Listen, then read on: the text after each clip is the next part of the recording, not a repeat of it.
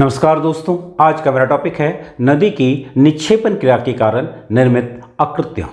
ध्यान दीजिएगा, पिछली वीडियो में मैंने नदी क्या है, नदी के अपरदन के कौन कौन से रूप हैं, नदी का 3 फेज ऑफ वर्क क्या है, नदी के अपरदन के कारण कौन कौन से आकृतियाँ बनती है, उसके बारे में आपसे डिस्कशन किया था। आज का मेरा टॉपिक है कि नदी अपने मार्ग में निक्षेपण क्रिया के कारण कौन कौन सी आकृतियों का निर्माण करते हैं। ध्यान दीजिएगा, नदी की निक्षेपण क्रिया का मतलब है कि नदी जो अपने साथ प्रवाह मार्ग में, नदी अपने प्रवाह के साथ में जो भी मलबे लाती है, अवसादों को लाती है पहाड़ी भागों से, मैदानी भागों से, उसका निक्षेपण वह कहाँ कहाँ और किन किन रूपों में करती है और उसके कारण कौन कौन सी आकृतियों का निर्माण होता है, यह हमारे इस वीडियो का मुख्य टॉपिक है। तो हम लोग समझते हैं कि नदी की निक्षेपण क्रिया क्या है। तो सबसे पहले हम लोग निक्षेपण वर्ड समझेंगे, जिसे इंग्लिश में डिपोजिशन कहा जाता है। निक्षेपण मतलब लाए गए मलबों को कहीं पर जाकर डिपोजिट कर देना, इसी क्रिया को कहा जाता है, या अपरदित मलबे को कहीं पर जाकर डिपोजिट कर देना, इसी कहा जाता है नदी की निक्षेपण क्रिया। अब ध्यान देंगे कि निक्षेपण क्रिया को नदी के रचनात्मक स्थल रूप के नाम से भी जाना जाता है, और इन स्थल रूपों का निर्माण मुख्य रूप से नदी की प्रौढ़ावस्था और वृद्धावस्था में देखने को मिलता है, जबकि नदी की युवावस्था में मुख्य रूप से अपरदन क्रियाएं होती है, लेकिन प्रौढ़ावस्था और वृद्धावस्था जो है वह नदी की निक्षेपण क्रिया के क्रम में काफ़ी महत्वपूर्ण है। तो ध्यान देंगे कि नदी की निक्षेपण क्रिया के कारण कौन कौन सी आकृतियां मुख्य रूप से बनती है। तो यहाँ पर हम लोग जानेंगे, सबसे पहले एक महत्वपूर्ण स्थाकृति है जलोढ़ पंख, जिसे एलुवियल फैन के नाम से भी जाना जाता है। दूसरी प्रमुख आकृति है जलोढ़ शंकु, एलुवियल कोन। एक होता है पंख, दूसरा है शंकु, लेकिन दोनों का निर्माण जलोढ़ के कारण होता है, इसलिए इसे कहा गया जलोढ़ पंख, और दूसरा है जलोढ़ शंकु। तीसरी प्रमुख आकृति है प्राकृतिक तटबंध, जिसे नेचुरल लेवी के नाम से जाना जाता है। चौथी प्रमुख आकृति है फ्लड प्लेन या बाढ़ का मैदान, और पांचवा है डेल्टा। तो इन 5 प्रमुख आकृतियों की चर्चा आज हम लोग करेंगे, जिसमें हम समझेंगे कि जलोढ़ पंख क्या है, जलोढ़ शंकु क्या है, प्राकृतिक तटबंध क्या है, बाढ़ का मैदान क्या है, डेल्टा क्या है। ये 2 वर्ड से मिलकर जलोढ़ और पंख। जलोढ़ किसको कहते हैं? नदियों के द्वारा लाए गए मलबों को ही जलोढ़ कहा जाता है। हिमोड़ किसको कहेंगे? हिमानी के द्वारा लाए गए मलबे को हिमोड़, और नदी द्वारा लाए गए मलबे को जलोढ़ कहा गया। तो नदियां अपने साथ जो मलबों को लाती है और जहां कहीं पंखे नुमा आकृति का निर्माण करती है, तो उसे ही कहा जाता है जलोढ़ पंख। तो ध्यान दीजिएगा, जलोढ़ पंख क्या है? तो इसका निर्माण जो होता है वह मुख्य रूप से नदी की युवावस्था के अंतिम भाग तथा प्रौढ़ावस्था के प्रथम चरण में होता है। तो ध्यान देंगे, नदी की युवावस्था का अंतिम भाग क्या है? जहां पर नदियां जो है वह पहाड़ी भागों से उतरकर मैदानी भागों में आती है, या अपने आधार के पास आती है, पर्वत के पैर के पास, पग के पास। ठीक है, तो यह वह स्थिति है जब नदियां जो है युवावस्था के अंतिम भाग में होती है और प्रौढ़ावस्था के प्रारंभिक भाग में, प्रथम चरण में। तो इस स्थिति में क्या होता है, नदियां जब अधिक मलबे के साथ पर्वतीय ढाल के सहारे नीचे उतरती है, तो नदी के वेग में अचानक कमी हो जाती है, लेकिन मलबे की मात्रा अधिक है उस समय। तो क्या होता है कि चूंकि ढाल कम हो गया, नदी का वेग कम हो गया, तो नदियां अपने साथ लाए गए मलबे को पर्वत के आधार के पास, पर्वतीय आधार के पास अर्धवृत्ताकार रूप में डिपोजिट कर देती है, जिसका आकार पंखे नुमा होता है, पंख के आकार में होता है, इसलिए ऐसी आकृति को जलोढ़ पंख कहा जाता है। तो यहाँ आप समझ गए कि जलोढ़ पंख का निर्माण कहाँ होता है?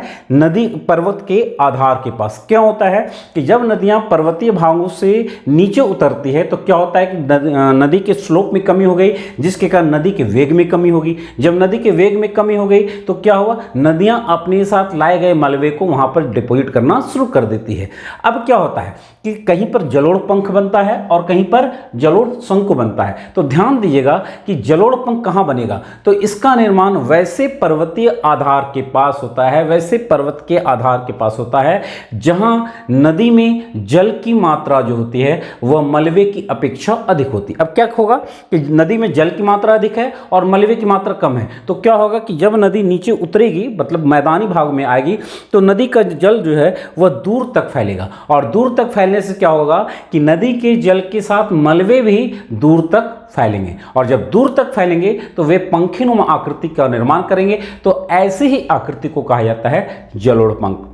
तो इससे इंपॉर्टेंट क्वेश्चन आप ये समझिए कि क्वेश्चन क्या आ सकता है कि जलोढ़ पंख का निर्माण नदी के कैसे प्रदेश में होता है। तो वैसा प्रदेश जहां पर नदी में जल की मात्रा अधिक और मलबे की मात्रा कम हो, उस क्षेत्र में जलोढ़ पंख का निर्माण होता है। यहां आप एक फिगर देख रहे हैं, मैंने इस जलोढ़ पंख को यहां पर दिखाया है। देखिए यहां पर क्या है कि नदी पर्वतीय भागों से उतर रही है और यह भाग जो है वह भाग है जहां पर नदी युवावस्था से कहां आ गई, प्रौढ़ावस्था में, अर्थात मैदानी भाग में। तो यहाँ पर चूंकि नदी अपने साथ जो मलबे ला रही है वह नदी के ढाल में जब कमी हो रही है तो मलबा दूर तक फैल गया और दूर तक फैलने से क्या हो रहा है कि एक पंखीनुमा आकृति का निर्माण हो रहा है। तो यही भाग है जलोढ़ पंख। क्लियर है, जलोढ़ पंख। अब दूसरी प्रमुख आकृति है जिसको हम लोग कहते हैं जलोढ़ शंकु। जलोढ़ पंख और जलोढ़ शंकु जो है वास्तव में एक ही प्रकार की आकृति है। इसका निर्माण भी नदी की युवावस्था के अंतिम भाग तथा प्रौढ़ावस्था के प्रथम चरण में होता है। लेकिन होता क्या है, कहीं पर जलोढ़ पंख बनता है, कहीं पर जलोढ़ शंकु बनता है। तो जलोढ़ शंकु कहाँ बनेगा, जब नदी में, देखिए यहाँ पर एक फिगर है जलोढ़ शंकु का, इसमें आप देख रहे हैं कि यहाँ की अपेक्षा यहाँ पर ढाल जो है काफी तीव्र है। क्लियर है, तो पहला तो कि वैसा क्षेत्र जहां पर्वतीय ढाल काफी तीव्र हो। क्लियर है, जब पर्वतीय ढाल काफी तीव्र होगा तो ऐसे क्षेत्र में क्या होता है, दूसरा महत्वपूर्ण कंडीशन होना चाहिए कि नदी में जल की अपेक्षा मलबे की मात्रा अधिक होनी चाहिए। तो उस स्थिति में क्या होगा कि जब नदियां यहां से मैदानी भागों में उतरेगी तो क्या होगा, चूंकि मलबे की मात्रा अधिक है, जल की मात्रा कम है, तो क्या होता है मलबा दूर तक फैल नहीं पाता और परिणाम स्वरूप दूर तक नहीं फैलने के कारण क्या होता है कि कम क्षेत्र में ही फैल पाता है और एक शंकुनुमा आकृति का निर्माण करता है। ऐसी शंकुनुमा आकृति को कहा जाता है जलोढ़ शंकु। क्लियर है, एल्यूवियल कोन और यह है एल्यूवियल फैन। दोनों में मुख्य अंतर क्या है, दोनों में मुख्य अंतर क्या है कि जलोढ़ पंख में क्या होता है कि पर्वतीय ढाल जो होता है वो अपेक्षाकृत कम तीव्र होता है, लेकिन नदी में जल की मात्रा अधिक होती है और मलबे की मात्रा, नदी में जल की मात्रा अधिक और मलबे की मात्रा कम। जलोढ़ शंकु में क्या होता है, नदी में जल की मात्रा कम और मलबे की मात्रा अधिक और दूसरा पर्वतीय ढाल तीव्र होता है। तो इस प्रकार क्या होता है कि जलोढ़ पंख और जलोढ़ शंकु दोनों पर्वतीय आधार के पास मलबों के निक्षेपण से बनी हुई आकृतियां हैं। क्लियर है, इससे क्वेश्चन पूछा भी जा सकता है कि बताइए उस आकृति का नाम बताइए जिसका निर्माण नदी की निक्षेपण क्रिया के कारण होता है और वह नदी की युवावस्था के अंतिम और प्रौढ़ावस्था के प्रथम चरण में निर्मित होती है। तो वह है जलोढ़ पंख और जलोढ़ शंकु। क्लियर है, तीसरी महत्वपूर्ण आकृति है नेचुरल लेवी, प्राकृतिक तटबंध। ये फिगर मैंने आपको दिखाया है, ये देखिए नदी फ्लो कर रही है और फ्लो करने के क्रम में क्या होता है कि नदी अपने साथ जो लाए गए मलबे हैं उसको अपने दोनों किनारों पर लंबे लंबे कटक के रूप में, ये है लंबे लंबे कटक के रूप में डिपॉजिट करना शुरू कर देती है। तो ऐसे ही लंबे लंबे कटक नुमा आकृति को कहा जाता है प्राकृतिक तटबंध। इसको आप इस तरह समझिए कि नदी के दोनों किनारों पर मिट्टियों के जमाव द्वारा बने लंबे लंबे बंधों को, जो कि कम ऊंचाई वाले कटक के समान होते हैं, तटबंध के नाम से जाने जाते हैं। चूंकि ये तटबंध प्राकृतिक रूप से बने होते हैं और बाढ़ के समय जल को फैलने से रोकते हैं, अतः ऐसे आकृति को प्राकृतिक तटबंध के नाम से जाना जाता है। यह नदी का क्षेत्र, नदी फ्लो कर रही है और फ्लो करने के क्रम में क्या है कि अपने दोनों किनारों पर लाए गए मलबे को अपने दोनों किनारों पर डिपॉजिट कर रही है और यह डिपॉजिट हो रहा है नदी की प्रवाह दिशा में लंबे लंबे कटक के रूप में। तो ऐसी आकृति है प्राकृतिक तटबंध।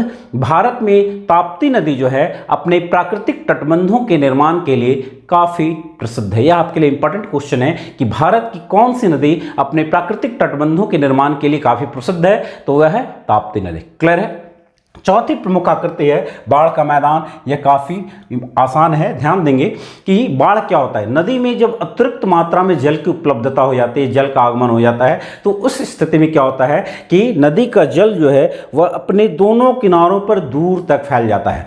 जब नदी का जल दोनों किनारों पर दूर तक फैलता है तो नदी के साथ बहने वाले, प्रवाहित होने वाले मलबे भी दूर तक फैल जाते हैं। कालांतर में क्या होता है कि जब बाढ़ का पानी कम होता है तो बाढ़ का पानी तो वापस लौट आ जाता है, लेकिन मलबे वहीं पर डिपॉजिट हो जाते हैं, जिससे निर्मित मैदान को ही बाढ़ का मैदान कहा जाता है। इस बाढ़ के मैदान को अलग अलग नामों से जाना जाता है, जैसे खादर है, बांगड़ है, तराई प्रदेश है, तो ये अलग अलग नामों से हैं। बांगड़ क्या है, पुरानी जलोढ़ मिट्टी के क्षेत्र को बांगड़ कहा जाता है, नई जलोढ़ मिट्टी के क्षेत्र को खादर कहा जाता है। तो इस बाढ़ के मैदान का निर्माण जो होता है, नदी में आए गए, नदी में जब अतिरिक्त जल की मात्रा आ जा रही है और वह जल जो है जब दोनों किनारों में फैल जा रहा है तो नदी के साथ मलबे भी दूर तक फैलते हैं और दोनों किनारों पर बाढ़ के मैदान का निर्माण करते हैं। क्लियर है, बाढ़ का मैदान। चौथी प्रमुख आकृति है, अगली प्रमुख आकृति है डेल्टा। काफी महत्वपूर्ण आकृति है, आप यहां देख रहे हैं कि यह एक महत्वपूर्ण आकृति है डेल्टा।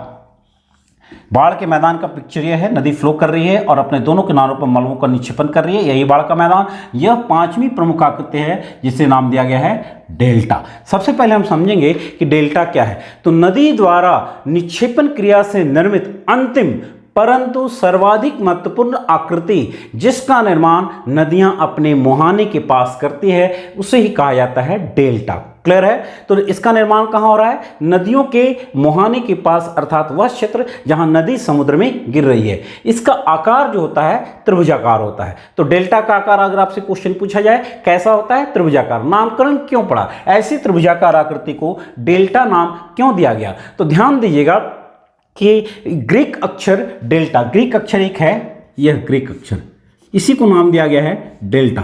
तो चूंकि देखिएगा कि इसका आकार जो है बिल्कुल इसी अक्षर के नाम पर है, इसीलिए इसको नाम दे दिया गया, ऐसी त्रिभुजाकार आकृति को नाम दिया गया डेल्टा। क्या इसका सबसे पहले नामकरण किसके द्वारा दिया गया? एक क्वेश्चन हमेशा आता है कि डेल्टा का नामकरण सबसे पहले किसके द्वारा दिया गया और किस नदी के डेल्टा के लिए डेल्टा शब्द का प्रयोग किया गया है? तो ध्यान दीजिएगा, हेरोडोटस महोदय के द्वारा ऐसी त्रिभुजाकार आकृति को जिसका निर्माण नदियों के मुहाने के पास होता है उसे उन्होंने डेल्टा नामकरण दिया। बाद में सभी नदियों के लिए यह डेल्टा नामकरण जो था वह सबसे पहले नील नदी जो मिस्र में बहती है, विक्टोरिया झील से निकलकर भूमध्य सागर में गिरती है, मतलब इसकी प्रवाह दिशा जो है वह दक्षिण से उत्तर की ओर है। ठीक है, तो यह नदी जब भूमध्य सागर में गिरती है तो अपने गिरने के मार्ग पर यानी मुहाने के पास त्रिभुजाकार आकृति का निर्माण की और इसी त्रिभुजाकार आकृति को सबसे पहले हेरोडोटस महोदय ने डेल्टा नाम दिया। क्लियर है, तो क्वेश्चन अगर पूछा जाए डेल्टा का नामकरण सबसे पहले किन्होंने किया? तो इतिहास के पिता हेरोडोटस महोदय के द्वारा। और किस डेल्टा के लिए? तो नील नदी के डेल्टा के लिए। अब क्या होता है कि डेल्टा का हर जगह तो बन नहीं सकता, किसी विशेष नदी में ही, किन्हीं विशेष नदियों में ही डेल्टा का निर्माण होता है। तो कौन कौन सी आवश्यक दशाएं हैं जिससे डेल्टा का निर्माण होता है? तो सबसे पहली जो आवश्यक दशा है कि नदी का आकार और आयतन अधिक होना चाहिए तथा उसका मार्ग भी काफी लंबा होना चाहिए, ताकि देखिएगा कि नदी के द्वारा लाए गए मलबे जो है वह जो है काफ़ी अधिक मात्रा में मुहाने के पास पहुंच सके और उससे डेल्टा का निर्माण हो। तो पहला पॉइंट क्या है? नदी का आकार तथा आयतन अधिक हो तथा उसका मार्ग भी लंबा होना चाहिए। इसीलिए देखिएगा कि भारत में अरब सागर में गिरने वाली नदियां सामान्यतः डेल्टा का निर्माण न कर एस्चुरी करती है, जबकि बंगाल की खाड़ी के किनारे में गिरने वाली नदियां सामान्यतः डेल्टा का निर्माण करती है। क्लियर है। दूसरा महत्वपूर्ण कंडीशन क्या है कि मुहाने के पास नदी का वेग कम हो जाना चाहिए। जब नदी का वेग कम होगा तो क्या होगा कि नदी अपने साथ लाए गए मलबे को जहां तहां डिपोजिट करना शुरू करेगी अपनी प्रवाह दिशा में ही, जिससे डेल्टा का निर्माण होगा। अगर मुहाने के पास नदी का वेग कम नहीं होगा तो क्या होगा? नदियां अपने साथ लाए गए मलबे को सीधे समुद्र में डालकर डिपोजिट कर देगी। इससे डेल्टा का निर्माण न होकर एस्चुरी का निर्माण होता है। नर्मदा नदी, ताप्ती नदी बिल्कुल यही कार्य करती है, क्योंकि वह पर्वतीय ढाल यानी पश्चिमी घाट से तेजी से नीचे उतरती है और सीधे जाकर अरब सागर में अपने द्वारा लाए गए मलबे को गिरा देती है, जिससे वहां पर डेल्टा का निर्माण न होकर एस्चुरी का निर्माण होता है।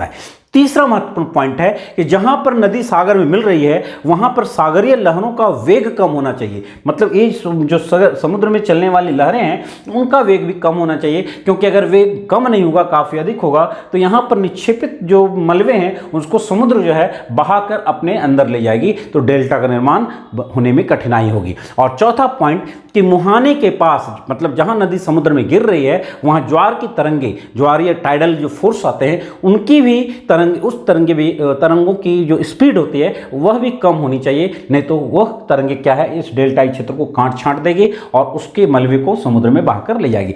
तो ये आवश्यक कंडीशन है डेल्टा के निर्माण के। अब डेल्टा काफी इंपॉर्टेंट है, अलग अलग प्रकार के डेल्टा होते हैं। बर्ड फुट डेल्टा होता है, प्रगतिशील डेल्टा होता है, चापाकार डेल्टा होता है, रुंडेड डेल्टा होता है। तो अगले क्लास में मैं डेल्टा के संदर्भ में एक विशेष टॉपिक लेकर आपके सामने प्रस्तुत होऊंगा। धन्यवाद।